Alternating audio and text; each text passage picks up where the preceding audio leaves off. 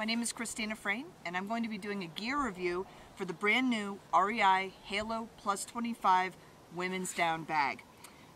Over the next 7 days, we're going to be doing the testing in campgrounds in parks around the greater Southwest. This morning we're here at beautiful Arches National Park, just outside of Moab, Utah. And this morning I wanted to introduce you to the features of the bag. The inside and outside are both ripstop polyester. The fill, it's a 750 down fill. It does have a full-length zipper, and the zipper has a heavier material that's on both sides that help to guard the material. The material is on the inside and outside is amazingly thin. We'll see how well that holds up over the next week or so. It does have a fully formed hood, which is filled with down. It doesn't have a draft guard for the neck. It does have a draft guard for the zipper.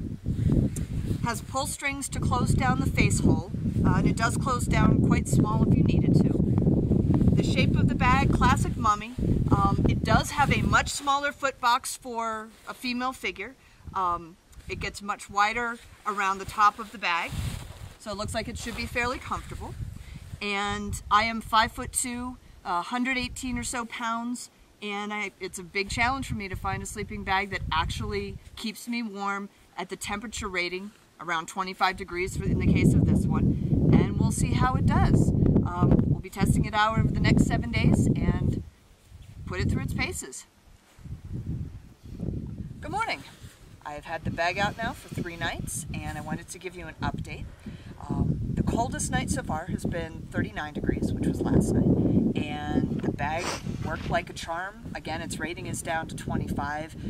The European test standard says that as a small female I should be able to be warm, absolutely comfortable down to 27 degrees. So we'll see if during the course of this trip whether or not it actually gets that cold. But down to the temperatures last night, I was absolutely toasty warm.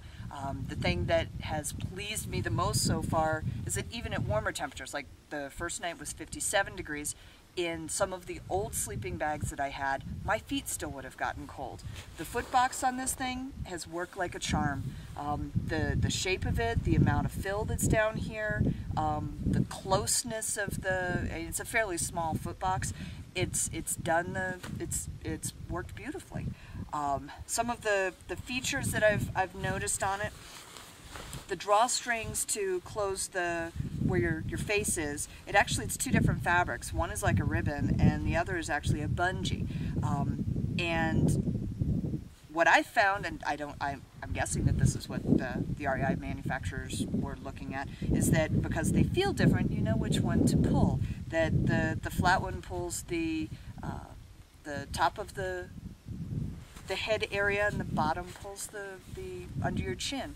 So you can make adjustments a little bit easier when you're scrambling around in the dark looking for little strings. I did find a little pocket on the edge. Not quite sure what you'd use that pocket for, but I guess you could put an iPod or something like that into it.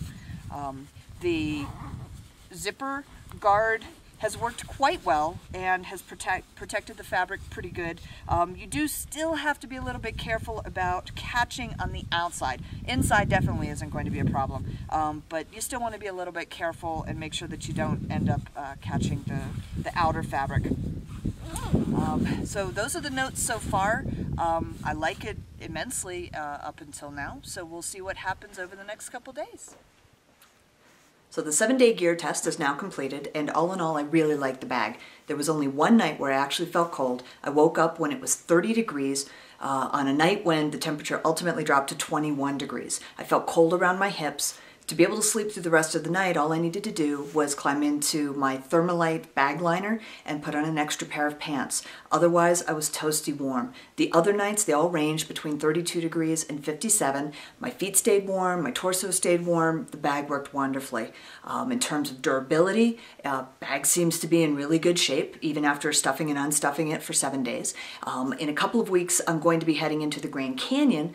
Temperatures probably won't get as cold, but I should be able to give another good testimonial in terms of the durability of the bag. So all in all, I really like the Halo.